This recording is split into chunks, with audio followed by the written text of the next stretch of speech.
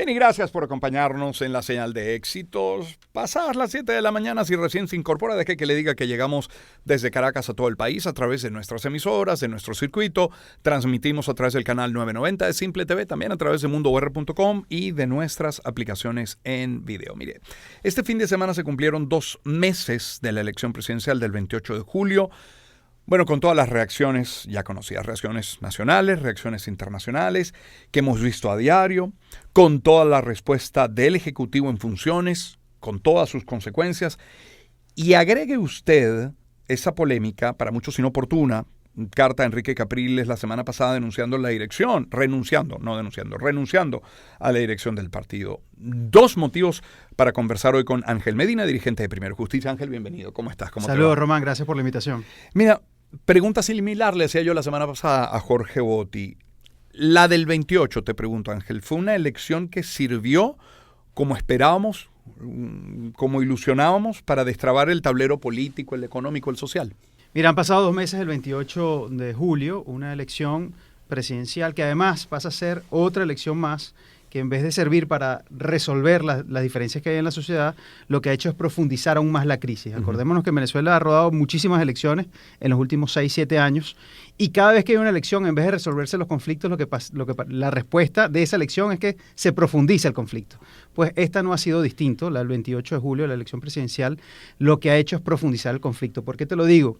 2 meses después de esa elección, hemos roto relaciones con al menos 5 países, especialmente de la región. 5 países además importantes, algunos de ellos importantes desde el punto de vista económico con la región. Según el propio gobierno, hay más de 2.000 personas que han sido detenidas. Se han cerrado vuelos comerciales que han limitado la capacidad de movilización de muchos venezolanos. En el camino, Edmundo González ha tenido que pedir asilo en España. La mayoría de los dirigentes políticos bajó la guardia o no está haciendo prácticamente nada. Es decir, 2 meses después tú dices, ¿esto es normal? No, no puede ser normal que 2 meses después de una elección presidencial que debería resolver el problema de los venezolanos, hoy tengamos esta situación de limitación, de ejercicio de los derechos, de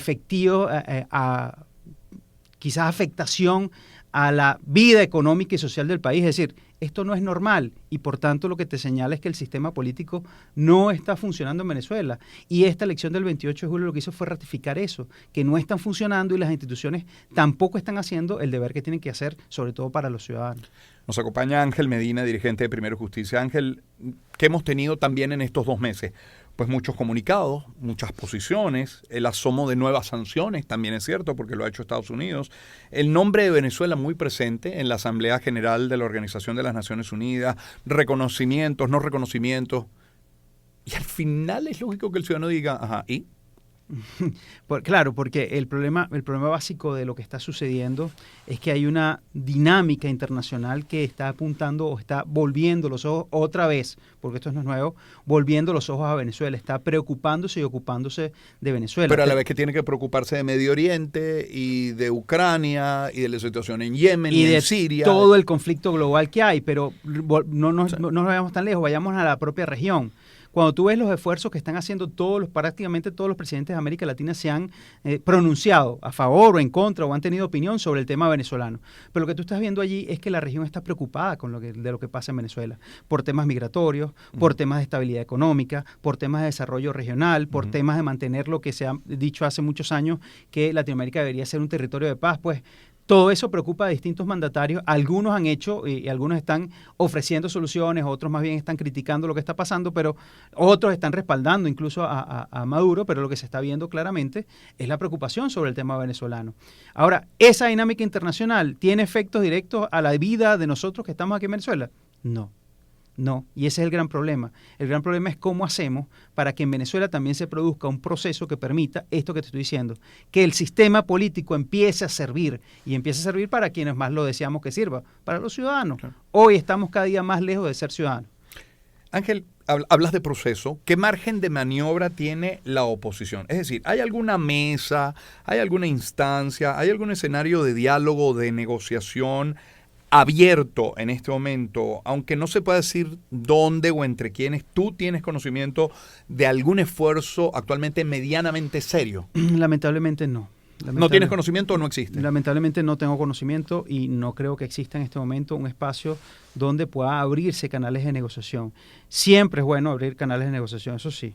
Aquí ha habido muchos intentos y ojalá se reactiven muchos de los que hasta hoy están como dormidos y se reactiven, pero hay un principio básico en este momento, Román. Hay que romper con el temor. La dirigencia política venezolana tiene temor y tiene temor por causas valederas además. Ahora, lo primero que hay que hacer es romper ese temor, porque tú tienes que permitir que la dialéctica política exista, es decir, que existan otros que piensen distinto a ti y que existan otros que puedan plantear cosas distintas a ti. Y yo creo que ese es el primer paso para cualquier proceso de negociación. El primer paso es levantar esa especie de telón de temor que hay alrededor de la dirigencia política y alrededor de muchos venezolanos. Eso es muy grave, como muchas otras tantas cosas que están pasando que son graves, pero quizás ese es como un primer pasito para empezar a ver qué se puede hacer para destrancar esta crisis que cada día pareciera ser más profunda y cada día más tener menos soluciones. Pero hablaba de dos temas. Uno, por supuesto, la elección del 28 de julio, sus consecuencias, y luego la carta de Capriles, de Enrique Capriles la semana pasada. Tú, a título personal, Ángel Medina es nuestro invitado. ¿Cómo la interpretas? ¿Cómo la recibes? ¿Eso responde a qué? Mira, yo leí la carta de Enrique Capriles, como la leyó mucha gente. Yo hay muchas cosas de las cuales estoy de acuerdo allí, muchas de las críticas que él plantea sobre el devenir de la institución yo estoy de acuerdo. Por ejemplo, cómo hacemos para que el partido salga del tema de solamente política y empezar a hablar de los problemas de la gente. Pareciera que es lo mismo, pero cuando vas a la práctica no lo es, y eso creo que es importante. De manera de reconectar con los problemas cotidianos de la gente creo que es muy importante. Cómo hacemos para mejorar la comunicación que existe entre todos los niveles del partido. Creo que eso también es una crítica que él hace, que yo en lo particular también la comparto. Ahora, creo que la respuesta de esa carta fue algo muy, muy, muy serio. La Junta de Dirección Nacional en mayoría contundente dijo, mira, nosotros no reconocemos esa carta y muy por el contrario, vayamos a ver a lo interno cómo podemos hacer para resolver los conflictos que existan dentro de la organización, las diferencias que hay dentro de la organización y las críticas que está planteando Enrique, cómo hacemos para empezar a trabajarlas. Esa fue la decisión que se tomó y bueno, en eso se está trabajando. Ahora, ¿no es inoportuno el momento de la publicación de esa carta hacer público ese descontento, todas esas posiciones que por muy valederas que sean, el debate hoy es otro y es el que con el que iniciamos nuestra conversación? Sí, bueno, es que si tú lo ves desde fuera de la militancia, quizás diría, bueno, es inoportuno, pero si lo ves dentro de la vida propia de un partido... Y no pudo haberse hecho a lo interno, ¿por qué una carta pública? No lo sé, habría que preguntarle a Enrique, pero la verdad es que los partidos viven de esto, especialmente Primera Justicia. Primera Justicia vive de una dinámica de discusión interna que a veces ha sido muy álgida y a veces ha sido más tranquila o a veces no ha existido, pero vivimos permanentemente en esto porque, bueno, hay posiciones distintas sobre cómo ver la vida, cómo ver la política, cómo ver el mecanismo y el proceso de cambio de la crisis que está viviendo Venezuela. Todo eso, hay diferencias sobre todo cómo aproximarse a la sociedad y cómo aproximarse al hecho político, y eso siempre ha estado ahí merodeando, viviendo dentro de la estructura de Primera Justicia, que además yo creo que eso no es malo, creo que eso es muy bueno, eso no es ningún pecado. Y bueno, hoy tenemos esta situación que lo que nos corresponde a nosotros es ver cómo garantizamos que esta situación, más que profundizar, así como está el país, profundizar el conflicto, termine de avanzar en unas soluciones y unos consensos que permitan avanzar. Juntando más cosas, 28 de julio y sus consecuencias, hoy Edmundo González Urrutia afuera, según el propio Nicolás Maduro, María Corina Machado estaría preparando maletas. Hay claridad en toda la oposición, ya no hablo de Primero Justicia, en toda la oposición de la importancia de preservar la unidad. Mire, yo creo que hay claridad. Donde yo creo que hay como muchas nubes, muchos grises, es en qué hacer en los próximos tiempos, en cuál es la estrategia de los próximos tiempos. Ahí quizás hay muchos grises, o no hay claridad, para no ponerlo en términos negativos, no hay claridad completa o total de lo que hay que hacer en los próximos meses. Hay mucha expectativa, pero efectivamente hay poca discusión. ¿Qué sugiero? Porque en lo personal, ¿qué pudiera estar planteando para estos momentos? Empezar a avanzar en temas que están afectando directamente a la gente. Mira, ayer, estos días apareció un tema, por ejemplo, de los pasaportes. ¿Y pasar la página del 28? No, es que no es pasar la página del 28, es más bien ver cómo el 28 está afectando, como te dije al comienzo, la vida cotidiana de la gente y ha profundizado la crisis. Y esa crisis hoy se manifiesta en temas, por ejemplo, como los del pasaporte, en temas como de la afectación que está provocando el cierre, por ejemplo, de las relaciones diplomáticas con Panamá. Casi $2.500 millones exportados exportó Venezuela en el año 2022, ya eso no se va a poder exportar. El propio puerto de Colón, la zona libre de Colón, dice que va a perder $1.000 millones, que son $1.000 millones que venían a Venezuela, claro, que venían en producción, que venían en comercio, y eso es una afectación directa. Si vamos al tema de los pasaportes, pues es peor, porque tienes más de 7 millones de venezolanos que ahora le limitas aún más, incluso contra la Constitución, la posibilidad de tener un proceso de identificación. Es decir, cualquier venezolano que está afuera, que tenga el pasaporte vencido, tiene que venir a buscarlo al consulado venezolano si no hay relaciones diplomáticas, pero resulta que si tienes el pasaporte vencido no te puedes montar en un avión, pero tampoco puedes venir con la cédula, y entonces tienes que pedir un permiso a un consulado que tampoco existe. Es decir, el perro que se muerde la cola, y esto no termina nunca. Entonces, yo sí creo que hay una serie de elementos que están como que problemas que están estallando producto del 28 y que hay que empezar a debatirlos, denunciarlos y ver si se le puede conseguir una solución. Fíjate, Ángel, que pregunto por la unidad, la importancia de preservar la unidad. ¿Cómo está siendo la relación entre María Corina Machado, Edmundo González Urrutia y esa unidad? Al menos en el caso de Primero Justicia, ¿hay comunicación? Mira, sí ha habido comunicación permanente con María Corina Machado y ha habido comunicación permanente con Edmundo González.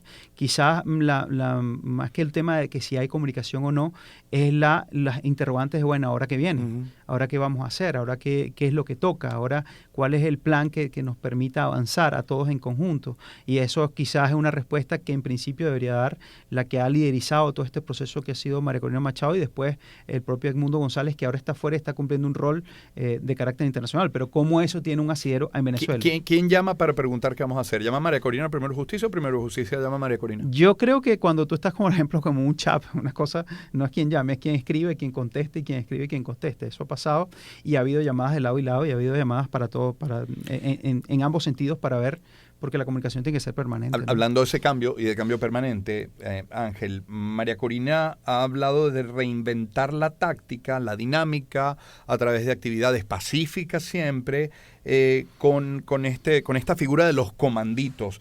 Sí. ¿Qué está haciendo Primero Justicia en ese sentido? Mira, lo primero que como Primero Justicia tenemos que hacer es reactivar a todos nuestros cuadros a nivel regional, a nivel municipal. Te decía lo que te decía al comienzo, hay muchos cuadros que tienen temor y no se han reactivado. Lo primero que tenemos que lograr es que se reactiven, que empiecen otra vez a hacer dinámicas en cada uno de los estados, en cada uno de los municipios, que empiecen a hablar otra vez. Mira, no es fácil venir a un programa de radio. No. Para uno, imagínate a alguien que está en un municipio, alguien que está en una región. Es muy difícil para ellos en este momento salir abiertamente, aunque lo desean hacer, el temor a veces es mayor. Entonces, creo que el primer paso es ponernos en la realidad. Sí, tenemos que ver qué táctica, qué estrategia, pero lo primero es que tú tienes que tener venezolanos dispuestos a avanzar en esa táctica y esa estrategia, y para eso tienes que romper el temor que hay. Sí. Y una última pregunta, Ángel. ¿Qué decir a la gente, pero a la gente, al que tuvo esperanza de cara al 28 de julio, al que todavía la tiene, al que necesita escuchar algún argumento positivo, pero que sea real como para quedarse? Sí, mucha gente está planteándose irse. Ahora, yo lo que le diría algo, lo que dije al comienzo. Este es un sistema político que no está funcionando para absolutamente nadie, ni para quienes están en el poder, que pareciera que cada día se ven más constreñidos o más entre ellos mismos, y menos les sirve para los ciudadanos. Así que este es un sistema político que tenemos que avanzar en ver cómo lo destrabamos y cómo creamos un sistema político que sirva para la gente. Entonces, no es que yo quiero inyectar esperanzas de gratis, sino que esto indefectiblemente tiene que ir a un proceso de transformación. Que puede durar meses o años. Que puede durar meses o años, yo espero que dure meses, ¿no? Yo espero que se transforme esto en meses, porque cada mes que pasa es una afectación que se le hace a la calidad de vida de los venezolanos, a la economía del país sobre todo, a la capacidad de generar un esquema social que nos permita armonía. Todo eso está haciendo daño cada día que pasa, cada semana que pasa. Entonces, no es vender aquí esperanzas bufas o esperanzas tontas, es vender una realidad. La realidad es que así como vamos no funciona, esto no está funcionando, y que antes de que de una forma u otra esto colapse en términos del sistema, creo que hay que avanzar en transformar el sistema. Ángel, agradecido por esta visita hoy al estudio. Gracias, Román. Ángel Medina es dirigente de Primero Justicia. Pausa, volvemos.